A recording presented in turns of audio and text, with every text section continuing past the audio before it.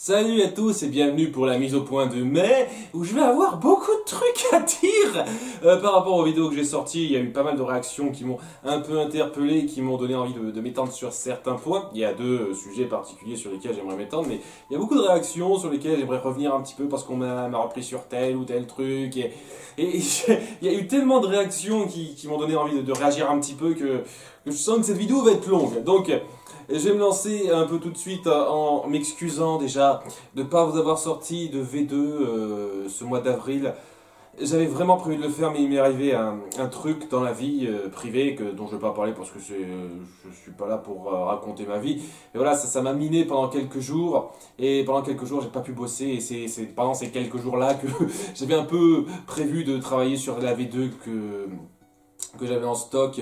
La V2 en question, c'est la V2 sur Vaillant Pigeon de Combat. Et puis j'ai envie de travailler sur d'autres V2 comme je le dis, parce que voilà, les premières vidéos, je vous cache pas que j'en suis pas super fier en rétrospective. Je veux dire, je suis content de les avoir faites parce qu'il fallait bien me lancer, c'est vrai, mais en termes de qualité par rapport au reste, ça jure un petit peu. C'est pour ça que j'aimerais bien, un de ces quatre, refaire mes premières vidéos, au moins jusqu'à Toy Story 3.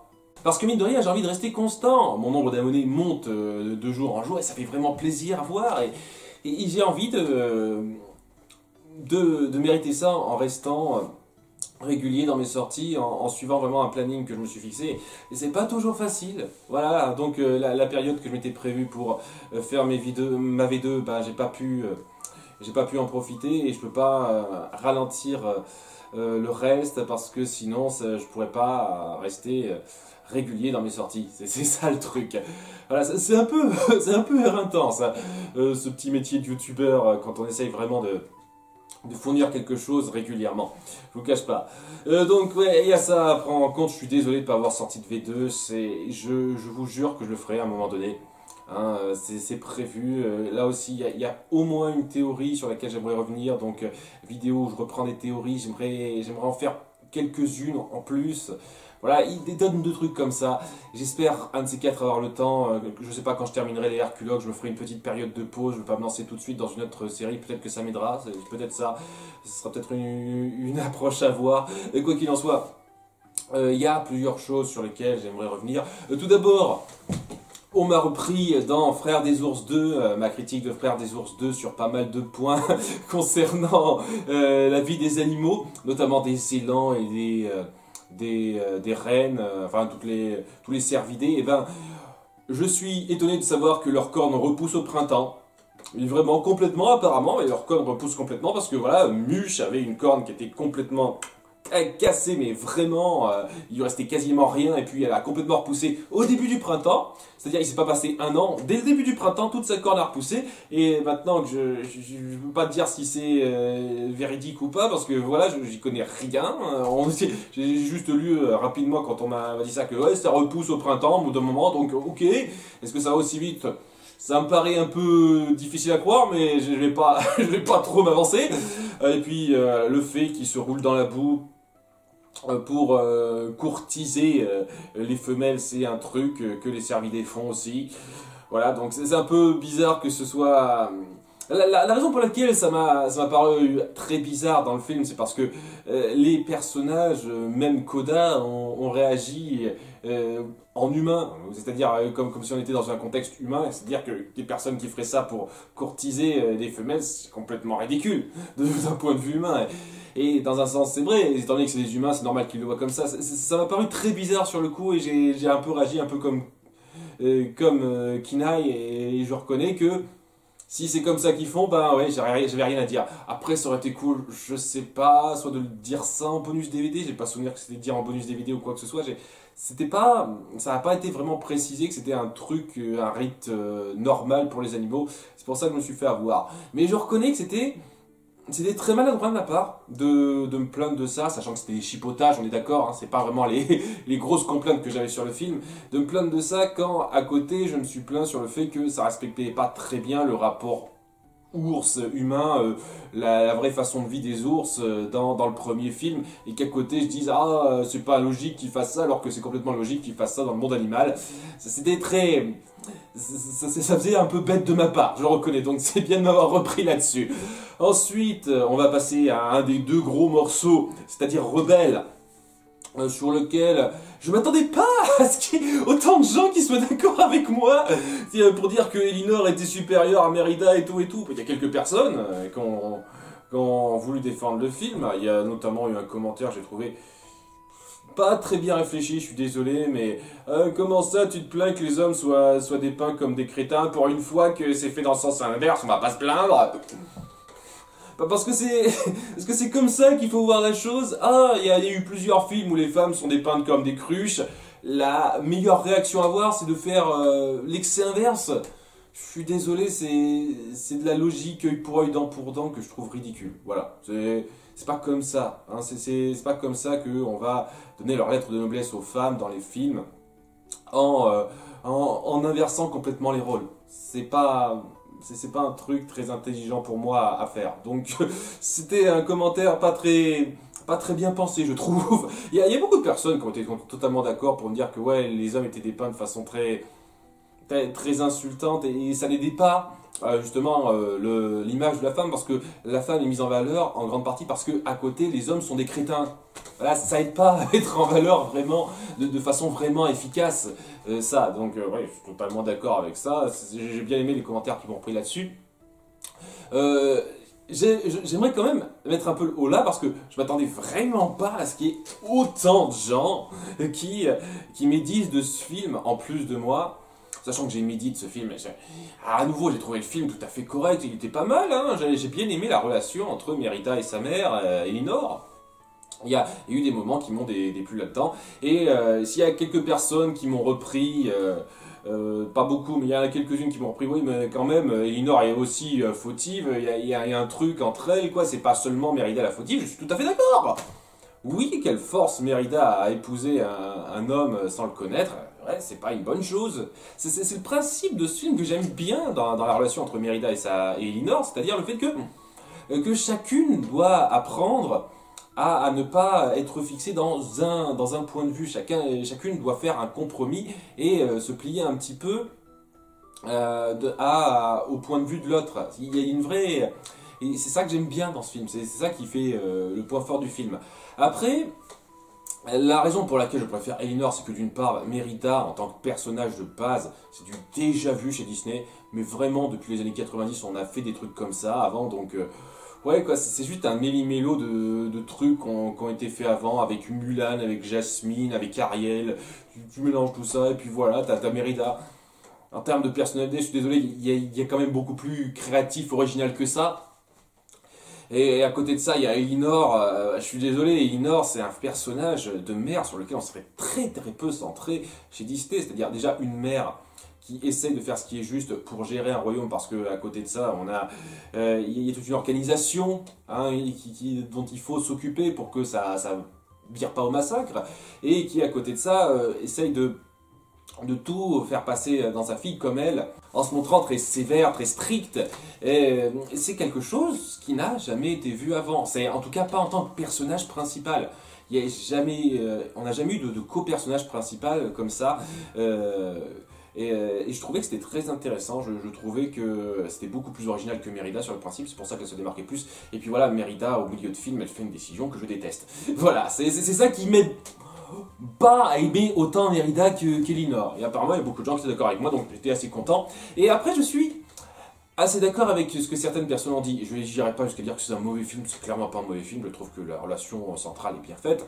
Mais ce film est très frustrant et décevant pour certains parce que surtout quand on voit les bandes annonces, ça promettait quelque chose d'un peu différent qu'un conflit mère-fille. Qu'une fille, parce que étant donné que les gens ont tendance à tout centrer sur Mérida en parlant de rebelle, une fille qui aime pas sa condition, qui va devoir fuir, mais après coup elle va apprendre de ses erreurs. Je veux dire, quand on voit la bande-annonce, on promet quelque chose de plus majestueux que ça, avec les paysages d'Écosse, une fille qui prouve sa vraie indépendance, tout ça. Elle ne prouve pas grandement son indépendance là-dedans, Mérida, vraiment pas.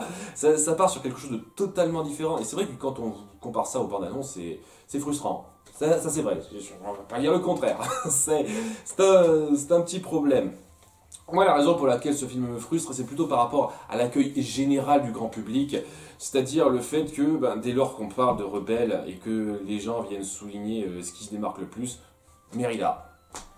Voilà, et quasiment personne ne cite Elinor. Elinor, pour énormément de personnes, c'est presque un personnage secondaire, insignifiant par rapport à Mérida, l'élément central. Alors que sérieusement, pour moi, ce sont des co-héroïnes. Elles mériteraient d'être autant mises en avant l'un que l'autre. Mais voilà, c'est pas aussi vendeur, quoi. Une mère stricte qui doit apprendre à se relâcher. Plutôt que Mérida, la fille qui lutte contre le système, sans trop lutter contre le système, sans vouloir être vexant. Voilà, c'est plus vendeur, c'est plus accrocheur, Mérida. Et c'est dommage, c'est vraiment dommage que ce soit elle qui en tire les lauriers et que Elinor soit reléguée au second plan et au rang d'oubliable, alors que dès lors que des gens parlant bien de Rebelle, ils viennent dire à quel point Mérida est un super personnage d'héroïne. Voilà, quand il y a des personnes qui en disent du bien, parce que j'ai pleinement conscience qu'il y a beaucoup de personnes qui trouvent que c'est l'un des moins bons Pixar, je suis complètement d'accord avec vous là, je suis complètement d'accord avec vous. Mais voilà, il y a quand même un noyau dur de gens qui trouvent que c'est un film Pixar génial et que Mérida est une super héroïne, excellente représentante des femmes fortes. Pas moi, non, pas moi. C'est un personnage qui ne déplaît pas, hein, je déteste pas Mérida, hein, il y a juste une décision au milieu du film qui me déplaît horriblement chez elle, mais en dehors de ça, je ne déteste pas Mérida.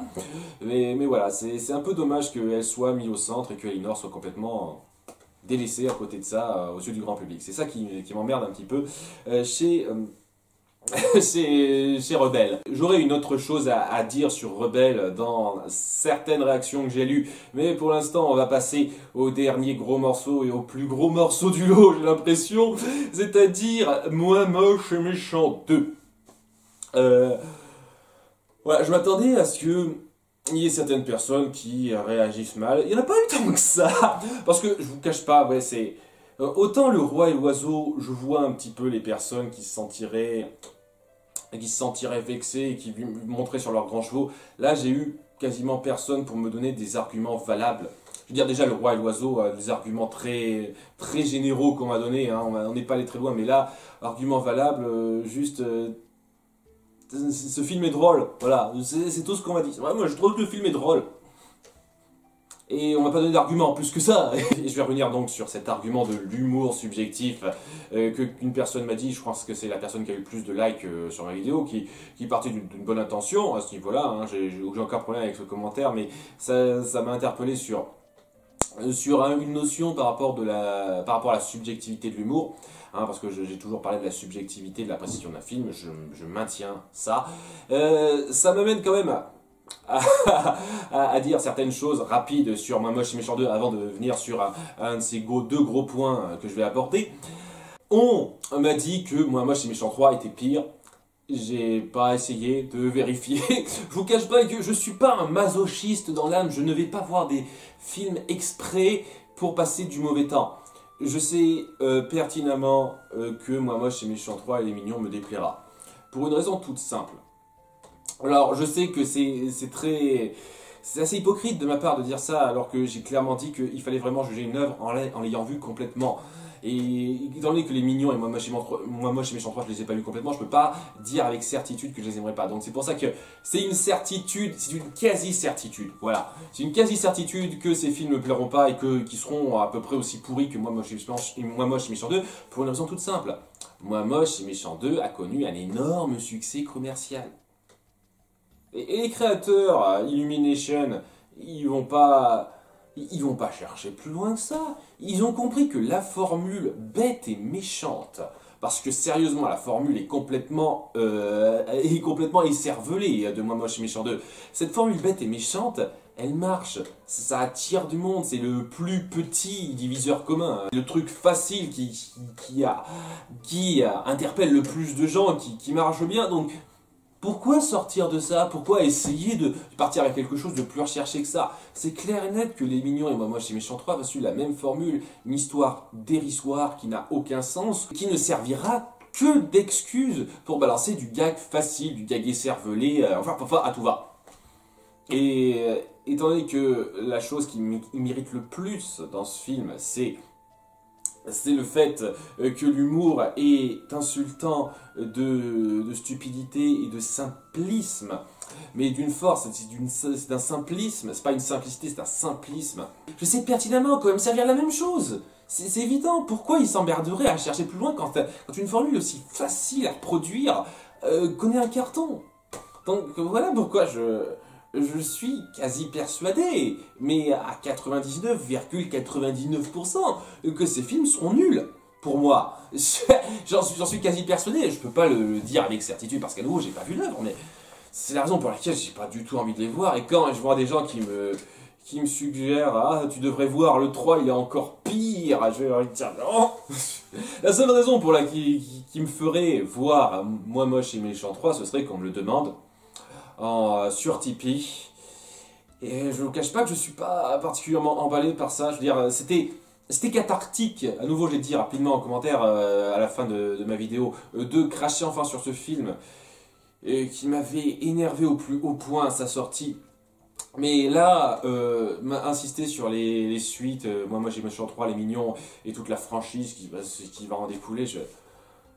Ça ça m'épuiserait plus qu'autre chose et ça m'énerverait à un stade où genre j'en pourrais plus. Hein, voilà, c'était déjà pas mal avec Moi Moche et Méchant 2, mais là non.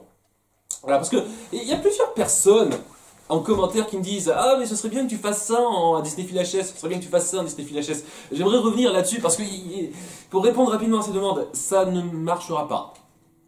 Voilà, ça ne marchera pas, c'est pas comme ça une commande rapide qu'on fait en commentaire. Je suis désolé de passer pour un entrepreneur, pour un entrepreneur qui pense au fric, mais si vous voulez que je traite un film en Disney VHS, il faut me le demander sur Tipeee, payer la contrepartie correspondante. Et il n'y a que comme ça que ça marchera. Hein, voilà, donc ça a toujours été comme ça que ça a été décidé. Et ça se décidera toujours comme ça. Ça connaît un tel succès parce que ça va super vite, hein, ça descend super vite. Là, j'enregistre cette vidéo avant le début du mois de mai, mais je suis sûr qu'au moment où je vous montre cette vidéo, il y a déjà une personne qui m'a commandé un film, ça c'est clair. Que j'envisagerais presque de faire deux demandes par mois, mais je peux pas me permettre ça parce que j'ai envie d'avoir une certaine intégrité par rapport à ce que je proposais. Et ce que je proposais à la base, c'est une critique de tous les films animés Disney. Voilà, et donc si j'en viens à 2 Disney VHS par mois, c'est même pas la peine, quoi. J'avancerai trop lentement, ce serait quasiment 50-50, c'est-à-dire une fois sur 2 je ferai du VHS, alors que non, je veux faire du Disney majoritairement quand même. Donc voilà, mais ouais, même s'il y avait le cas très exceptionnel où quelqu'un ne viendrait pas me demander quelque chose sur Tipeee en critique HS, je partirais déjà sur une liste que j'ai déjà prévue. Bon, sachant que j'avais déjà parlé de Il était une fois, je sens que, vu comme c'est parti, vu que les gens sont à fond là-dedans et que ça fait plaisir de voir des gens qui sont intéressés pour me voir critiquer tel ou tel film, je pense que si jamais j'ai cette opportunité-là, la première chose que je traiterais, ce serait quand même Bartok le Magnifique, la suite de Anastasia, parce que j'aime bien terminer des franchises. Voilà, j'aime bien terminer des trucs. Voilà, quand j'entame une franchise, j'aime bien aller jusqu'au bout. Vous voyez, c'est pour ça que à chaque fois que j'entame un film, j'ai envie de traiter toutes les suites. La plupart du temps. Quoi qu'il en soit, on va venir sur les 2 grosses mises au point. Donc ce mois d'avril m'a inspiré. Tout d'abord, le sujet de l'humour. J'ai déjà eu l'occasion d'en parler. Il y a différents types d'humour, comment il marche ou pas pour moi. Et il y a un commentaire donc dans Moi Moche et Méchant 2 qui a dit clairement comme quoi l'humour c'est subjectif, parce que j'ai adoré l'humour de Moi Moche et Méchant 2. J'ai trouvé que c'était génial. C'était une espèce de délire où on se restreint pas et tout. Et j'ai envie de dire, ouais, je suis complètement d'accord pour dire que l'appréciation de l'humour est subjective et que il n'y a pas, techniquement parlant, d'humour meilleur que d'autres, parce que ça dépend toujours de la personne qui l'expérimente. Je suis complètement d'accord, c'est pareil avec l'appréciation d'un film. Par contre, je suis quand même plutôt pour dire qu'il existe des humours supérieurs en termes de qualité, c'est toujours une notion très vague, mais je veux dire en termes de niveau de recherche, de niveau de travail, de niveau intellectuel, il y aura objectivement cette fois des humours qui dépasseront d'autres. Vraiment, pour vous donner quelques exemples que j'ai en tête tout de suite, si on prend par exemple 2 humoristes, Raymond DeVos et Arthur. Oui, Arthur a fait du spectacle sur scène, c'est un humoriste. Voilà. Hein. Et c'est pas pour rien que je choisis ces 2 exemples-là. Hein. Si vous vous souvenez bien, Raymond DeVos, c'est mon humoriste préféré. Et Arthur, j'ai eu l'occasion de voir un de ses spectacles, et ça m'a plu. Voilà, hein, je sais que c'est pas quelqu'un qui est très bien vu, mais ouais, j'ai trouvé qu'il avait un certain peps, il présentait bien ses sketchs, etc. Ça allait, quoi, c'était pas la chose la plus hilarante que j'ai jamais vue, mais il gérait plutôt bien ce qu'il voulait faire passer. Par contre, si jamais une personne vient me dire que ces deux humours se valent, que ça dépendra seulement de la personne qui voit ça et que ces deux humours sont au même niveau, ben j'aurais envie de lui coller un pain. Parce que sérieusement, quoi, j'ai beau avoir apprécié le spectacle d'Arthur, j'ai quand même conscience que ce sont des sketchs qui souvent sont repris. Il y a beaucoup de gags que j'ai déjà vus avant, hein, je vous cache pas, donc il n'y a pas beaucoup d'originalité, que en termes de réflexion c'est surtout je raconte une situation qui m'est déjà arrivée et tout, et ce n'est pas très recherché comme type d'humour, c'est... Dans la mise en scène et dans le jeu d'Arthur, moi je trouve que ça allait, mais dans le travail, dans la recherche, je suis désolé, hein, l'humour de Raymond DeVos est plus intellectuel que celui d'Arthur. Et une personne qui viendra me dire que l'humour d'Arthur est au même niveau, voire supérieur que celui de Raymond DeVos, il a aucune crédibilité pour moi. Aucune crédibilité, vraiment. Raymond DeVos fait des textes recherchés, c'est quelqu'un qui embrasse totalement son côté clown. Il y a une vraie imagination dans son humour. Il y a du jeu de mots tellement fin par moment que c'en est... Que les gens applaudissent, on vient applaudir, sachant que oui, c'était à une époque où, parce que oui, maintenant le public, j'ai l'impression qu'il applaudit facilement pour un rien. Tu fais un petit gag qui fait rire, oh bravo, bravo, bravo. Alors que Raymond DeVos, à son époque, c'était une époque où on n'applaudissait pas facilement comme ça. Dans les années 80, 90, début 90, quand, dans les spectacles que j'ai vus, les gens applaudissaient souvent à ces bons mots. Parce que voilà, c'était de l'humour recherché, de l'humour intellectuel. Et ça, c'est un humour supérieur pour moi. Même si j'ai ri devant le spectacle d'Arthur, jamais j'irais dire que c'est un humour du même niveau. Autre exemple, dans un genre similaire, j'ai beaucoup aimé Le Dîner de Cons. Pour moi, c'est une très bonne comédie française, une des meilleures comédies françaises qui existent. Et si vous vous souvenez bien de ma critique de Chicken Little, j'aime beaucoup Chicken Little, beaucoup plus que je le devrais, parce que voilà, c'est un film correct, mais sans plus, mais... Je sais pas, il y a un truc dans ce film que j'aurais du mal à expliquer. Je marre devant une grande partie des sketchs. J'arrive à m'attacher à ces personnages sans vraiment expliquer pourquoi. Et j'aime beaucoup ce film, c'est un film que je me mate souvent. J'aime beaucoup me remater ce film. Par contre, à aucun moment donné, j'irais dire que l'humour de Chicken Little est du même niveau que l'humour de Dîner de Cons. Ça serait insultant pour l'humour du Dîner de Cons. C'est un humour de situation bien recherché, avec une vraie dynamique très bien écrite entre les différents personnages. Ça fait la retranscription plutôt pas mal entre le théâtre et le cinéma, parce que oui, au début c'est une pièce de théâtre, et je trouvais que c'est de l'humour bien plus recherché que celui de Chicken Little, où il y a beaucoup de références pop culturelles un peu faciles. C'est de l'humour situationnel, mais de l'humour situationnel un peu plus absurde et facile. Je vais vous dire une chose, j'aime beaucoup Chicken Little, mais si jamais, lors de sa sortie, il avait eu un succès différent de celui qu'il a eu, c'est-à-dire il avait connu un succès monstre, on aurait érigé ça comme une des plus grandes comédies du monde, je me serais dit, mais qu'est-ce que vous racontez comme conneries, les gars? Ça ne mérite pas, les... Oh, qu'est-ce que vous me faites? Qu'est-ce que vous me faites? Oh. Mais bon, il a reçu le succès qu'il a plus ou moins mérité. Il me semble qu'il a connu un petit succès, mais sans plus. Et honnêtement, par rapport à sa qualité intrinsèque que je perçois, personnellement, je trouve que c'est à peu près ce que ça vaut. Hein. Et ouais, il y a ça à prendre en compte. J'ai beau adorer Chicken Little plus que je le devrais. Je ne pourrais pas dire une seule seconde que c'est de l'humour qui en vaut d'autres que j'ai appréciés au même niveau presque. J'ai envie de dire, ouais, si en termes de film qui a fait rire, j'ai à peu près autant ri devant Chicken Little que devant les dîners de cons, mais punaise, le dîner de cons, j'ai quand même conscience que c'est de l'humour. C'est de l'humour un peu plus recherché, un peu plus distingué, quoi. Et c'est ça le principe avec Moi chez Méchant 2, que ça vous fasse rire, mais c'est cool. J'ai vraiment... je sais pas, vous jetez la pierre, vous riez devant ce qui vous fait rire. Vous riez de ce que vous voulez, mais n'allez pas me dire que cet humour vaut n'importe quel autre. Si quelqu'un vient me dire que l'humour de Moi Moche et Méchant 2 est l'un des meilleurs humours qu'il a vécu dans sa vie, et que pour lui rien ne surclasse ça, qu'on pourra pas faire mieux, mais punaise, on se parle plus, gars. Hein. T'es libre de penser ce que tu veux, mais on se parle plus. J'ai plus envie de discuter avec toi. Parce que il y a un respect à avoir. Il y a un certain respect de l'humour à avoir. Et même si je peux comprendre qu'on puisse apprécier le côté gaga tout va, clac clac clac, sans temps mort de Moi Moche et Méchant 2, c'est de l'humour bas de gamme, à base de prout, de situations comiques cocasses qui sont pas amenées, qui sortent juste comme ça de nulle part, qui n'amènent à rien, qui sont pas réfléchies. Et on en revient au problème principal que j'ai avec Moi Moche et Méchant 2, c'est pas tant sa qualité intrinsèque que je trouve pourrie, mais c'est pas tant cette qualité-là, c'est surtout le fait que les gens, le grand public, a érigé ça comme un des films les plus rentables au monde.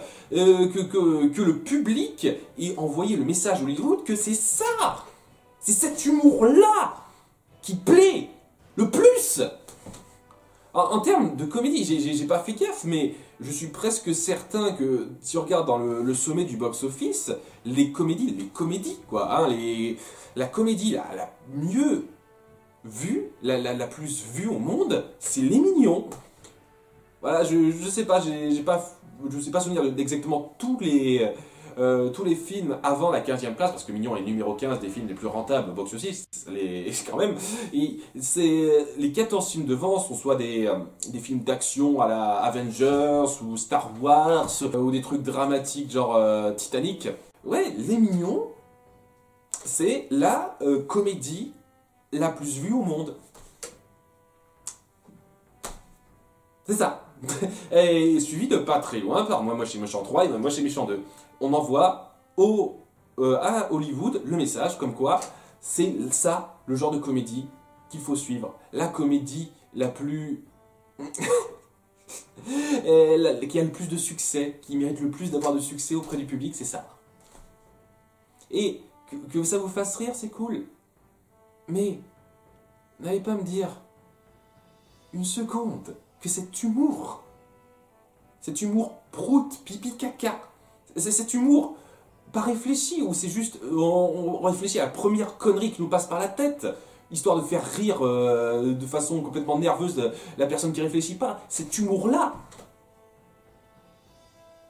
est l'humour supérieur. L'humour qui supplante les autres. Parce que si vous me dites ça, je n'ai aucun respect pour vous. Je vous le dis tout de suite, je n'ai aucun respect pour vous. Désolé, hein, vous pouvez en rire, c'est pas un problème. Moi aussi, il y a des trucs qui me font rire qui sont débiles. Je leur dis, il y a certains passages dans le film Les Schtroumpfs live action qui me font rire vraiment, et j'ai pleinement conscience que c'est pas génial, mais punaise, ça me fait rire. Voilà, vous savez quoi, ça me fait rire. J'en ai conscience, mais que vous... N'allez pas me dire que cet humour-là, d'un point de vue strict, en vaut un autre. Parce qu'il y a des humours qui sont clairement plus recherchés objectivement que ça. Et ça me fait mal. Ça me fait vraiment mal au cœur de voir que c'est cet humour-là qu'on met en avant, qu'on met sur un podium. Je hais ce film à cause de ça.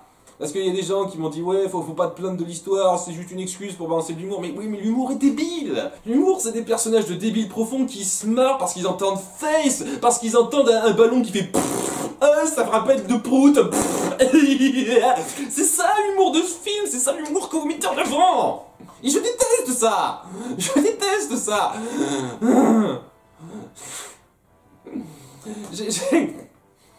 C'est l'humour de ce film, c'est des mecs qui se déguisent en poubelle pour faire une mission d'infiltration. C'est ça l'humour de ce film.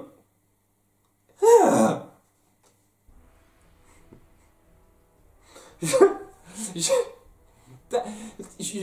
y a des gens que ça n'a pas marqué. Moi, chaque fois que je vois la plupart des gags que ce film essaye de faire, ça me casse intérieurement, je ne me le cache pas. C'est un visionnage affreux à endurer.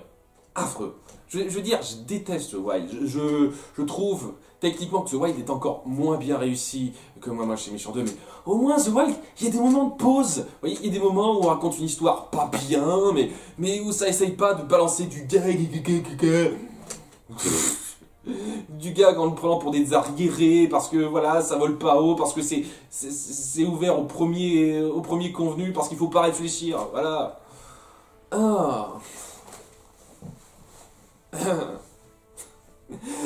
donc ouais, c'est globalement pour dire que il y a plusieurs types d'humour, et même si je suis tout à fait d'accord que pour apprécier un humour, ça dépendra toujours de la personne en soi, et il y a des humours distingués qui me laissent un peu de marbre. Allez, je vais vous le dire parce que je risque de mal me faire voir, mais l'humour des Monty Python par exemple, j'ai pleinement conscience qu'il est plus recherché que d'autres, mais moi il me fait pas sauter au plafond, je vous le cache pas. Voilà. Désolé hein, pour les fans, mais j'ai pleinement conscience qu'il est beaucoup plus recherché qu'un humour qui m'a plu, comme je sais pas dans Chicken Little. Voilà, l'humour des Monty Python est bien supérieur à celui de Chicken Little. C'est pour ça que je comprends aisément, largement, pourquoi les films des Monty Python sont considérés comme cultes, et que Chicken Little, il y a quelques personnes qui sont fans, enfin il y a une communauté de gens qui sont fans, mais je vois pas grand monde qui considérera Chicken Little comme un film culte, hein, c'est vraiment pas. Donc oui, il le mérite, mais c'est donc j'ai pleinement conscience de ça, mais il faut quand même remarquer que même si on apprécie plus ou moins tel humour selon notre point de vue, il y a des humours qui, d'un point de vue objectif, sont clairement plus recherchés que d'autres. Et ces humours-là mériteraient davantage d'être mis en avant que l'humour bébête. Voilà, je préférerais 100 fois plus qu'on mette en avant des films dont l'humour est un peu recherché.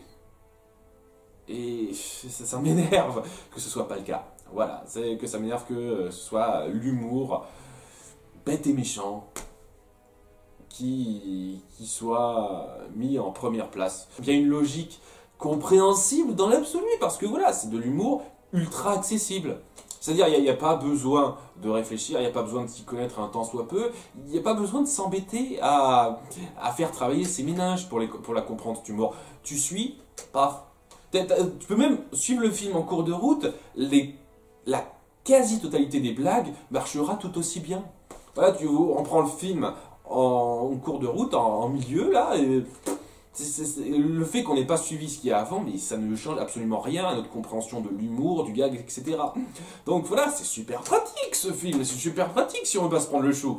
C'est pour ça que je peux comprendre que cet humour est plus de fervents fans. Mais moi ça me fait mal au cœur. Voilà, je dis toujours, ça me fait mal au cœur de voir que c'est ça qu'on sacralise. Et quoi qu'il en soit, on va partir sur un sujet un petit peu plus léger que l'humour. Et on va parler de plagiat, parce qu'il y a une personne qui a dit en commentaire de Rebelle, et qui m'a interpellé, que Rebelle c'était un plagiat de Frères des Ours. Via le fait que ça reprenait le même concept que Frères des Ours, c'est-à-dire une personne qui se transformera en ours et qui va prendre les leçons de vie de ça. Voilà, c'est le principe de base. Voilà, et non, c'est pas un plagiat. Ça reprend un concept très spécifique, et c'est pour ça que ça vous interpelle plus ou autre chose. Je veux dire, mais il y a beaucoup de films qui reprennent des concepts très spécifiques. Par exemple, je sais pas, mais Taram et le sombre magique, c'est un concept très basique de la personne qui sort de nulle part, qui, via des circonstances un peu particulières, se retrouvera propulsé héros qui devra sauver le monde. C'est un schéma narratif ultra basique et classique qu'on reprend énormément de fois. Et pourtant, tous les films qui reprennent ce schéma narratif, on dit pas qu'ils se plagient l'un l'autre. Alors pourquoi on dirait que Rebelle plagie Frères des Ours alors que ça reprend juste un schéma narratif de base, alors que ça s'en sert complètement différemment, ça part sur quelque chose de très différent. Ça m'amène à à vouloir un peu définir la notion de plagiat pour moi, parce que j'ai le sentiment qu'on a tendance à crier un peu facilement au plagiat. Voilà, au stade où ça en est un peu ridicule, je trouve. À nouveau, on a eu la même chose avec la sortie de Hunger Games, et tout le monde a gueulé au plagiat. Ah, mais c'est un plagiat de Battle Royale, sachant qu'il me semble qu'une personne, je sais plus qui, avait dit que Battle Royale avait déjà recopié le concept d'un autre film fait avant. Donc ouais, Battle Royale qui était déjà un bouquin, donc je suis sûr que Battle Royale, le bouquin, est inspiré du film qu'on a déjà vu avant. Et puis je suis sûr que ouais, ce concept d'enfermer un groupe de gens et les forcer à se battre pour l'amusement populaire, bah, techniquement c'est le principe des arènes, des arènes en Grèce, mais c'est un peu compréhensible qu'on ait plus facilement tendance à gueuler à la copie, à remarquer les similitudes entre Battle Royale et Hunger Games, tout simplement parce que les concepts de base sont plus spécifiques, sont plus originaux que d'habitude. Voilà, c'est voilà, le principe de jeunes qu'on force à participer à des jeux où ils doivent s'entretuer et où il y a un côté télé-réalité là-dedans. C'est intéressant. C'est intéressant et c'est surtout pas vu, on voit pas ça tous les jours, quoi. C'est pas tous les ans qu'on sort une œuvre de ce calibre-là. Voilà, c'est normal de pointer ça, tout comme Frères des ours et Rebelles. Mais est-ce que ça veut dire que c'est des plagiats? J'ai envie de dire non. Il y a énormément de films qui partent des mêmes concepts de base que d'autres, et c'est un peu naturel parce que on est dans un stade où narrer une histoire, c'est pas quelque chose où on peut se permettre d'inventer de la nouveauté à chaque fois. Il y a beaucoup de personnes qui disent que depuis une vingtaine d'années, voire plus, Hollywood s'essouffle et il n'y a plus d'originalité quasiment dans leur histoire. Et genre, je serais assez d'accord avec ça.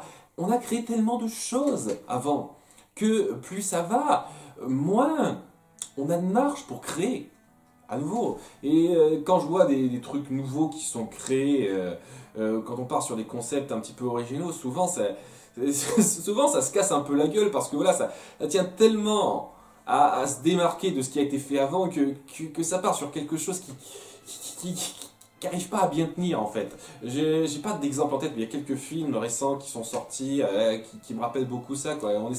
En essayant vraiment de partir sur quelque chose de différent de ce qu'on fait d'habitude, mais c'est tellement différent que ça sait pas exactement ce que ça veut faire pour être cohérent en fin de compte. Donc oui, maintenant, alors il y a de moins en moins de chances que vous trouviez quelque chose qui soit vraiment complètement inédit et complètement original. Hein, on a épuisé un petit peu les idées originales. Maintenant, le principe de ces idées qui ne sont plus originales, c'est comment on les agence, comment on s'en sert, comment on les développe, comment on les mélange. Hein, parce que voilà, on peut mélanger plusieurs idées ensemble pour créer de nouveaux récits qui donnent l'impression d'être neufs. Et quand un film arrive à nous faire oublier ça durant son visionnage, c'est bien. Quand un film n'y arrive pas, ben, c'est une mauvaise chose. Par exemple, pour moi, Dragon, je suis désolé, c'est des poncifs déjà vus qui sont pas particulièrement bien exploités pour que ça me fasse penser à autre chose. Mais apparemment, je suis un des très rares cas puisque tout le monde dit que c'est un film génial. Tant mieux pour vous, mais moi, ça me sort du film, par exemple. Mais voilà, je trouve que simplement parce que ça reprend des concepts déjà vus, il faut pas gueuler au plagiat. C'est ridicule, c'est ridicule. Les plagiats, pour vous parler d'un truc de plagiat qui existe vraiment, je sais pas moi, les Mignons. Les Mignons, ça c'est un gros plagiat des Lapins Crétins, ça repose sur le même concept, c'est-à-dire des personnages grotesques dans la forme, et qui ne parlent pas très bien et dont l'intérêt comique est de faire n'importe quoi parce qu'ils sont stupides. Même principe que les lapins crétins. Et déjà que j'aimais pas les lapins crétins à la base, alors vous êtes sûr que les mignons, je les aime encore moins. c'est ça le principe d'un plagiat pour moi, parce que ça reprend exactement la même chose en changeant 3 fois rien et ça se vante d'avoir créé quelque chose à côté de ça. Ça c'est un vrai plagiat. Parce que c'est pas juste le principe de base, c'est tout l'élément même qui reprend quasi trait pour trait, avec des modifications mineures, ce qui existait avant. Et à ce moment-là, oui, là c'est un plagiat. Les Mignons, c'est un plagiat de Lapin Crétin. Pas photo, hein, clairement. Et je pourrais vous citer quelques exemples comme ça, j'en ai pas en tête parce que voilà, c'est le problème avec ces mises au point, j'ai pas toujours une liste toute prévue, mais voilà, il y a certains films, certains concepts, vraiment certains personnages où on sent que c'est pile poil exactement la même chose que ce qui a déjà été fait avant. Et à ce moment-là, on peut gueuler au plagiat. Mais j'en sais pas, moi, si vous regardez Battle Royale et Hunger Games, on se centre tellement sur des choses différentes dans Hunger Games. Le personnage principal n'est pas du tout le même genre que les personnages principaux de Battle Royale. On se centre sur des choses totalement différentes. Il y a tout un univers qu'on a créé très différent de celui de Battle Royale autour des jeux, parce que voilà, Battle Royale c'est censé être un Japon futuriste pseudo-apocalyptique, alors que c'est un univers complètement différent du nôtre dans Hunger Games. Des tonnes de choses comme ça qui fait que ça diffère complètement. Après coup, même si c'est le principe de base similaire.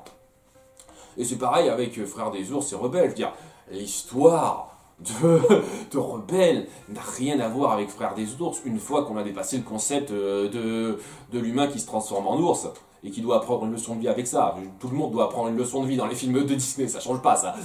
C'est pour ça que je trouve ça un peu trop recherché de crier au plagiat. On peut parler de copie, un peu de copie, parce que voilà, j'ai tendance à reprocher certaines choses de copier un petit peu, mais une copie n'est pas forcément mauvaise en soi. Personnellement, j'ai rapidement fait un petit encart pour dire, ah oui, on n'a jamais vu une personne se transformer en ours avant quand c'est arrivé dans Rebelle.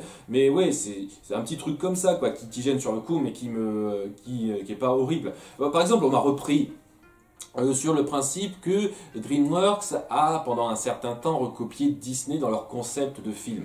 Et il y a certaines personnes qui ont réagi au quart de tour en disant « Oh mais non, c'est pas des plagiats, faut arrêter !» J'ai pas dit que c'était des plagiats, j'ai dit que ça recopiait le principe de base.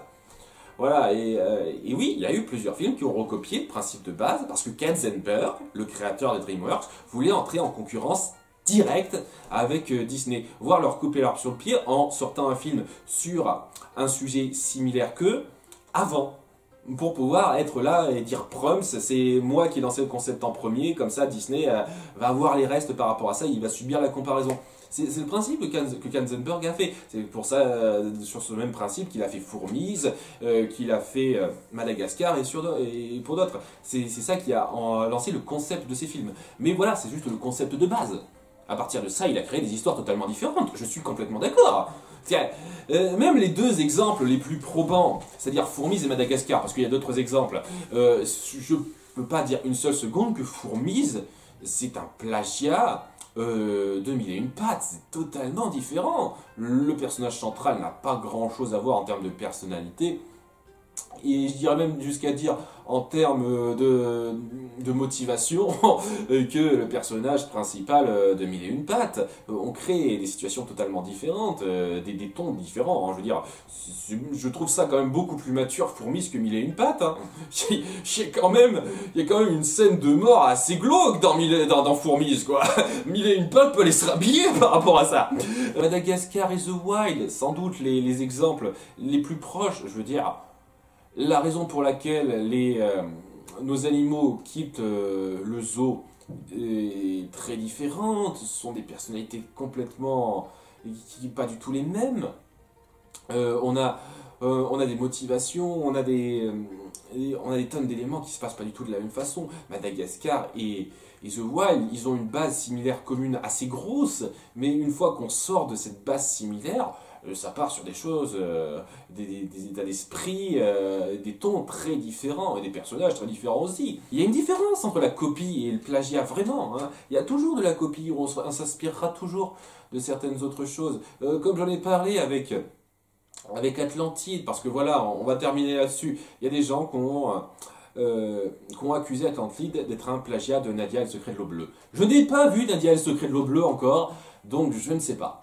Peut-être qu'il y a vraiment des trucs qui sont tellement similaires, tellement recopiés que ça a l'air d'un plagiat par rapport aux gens.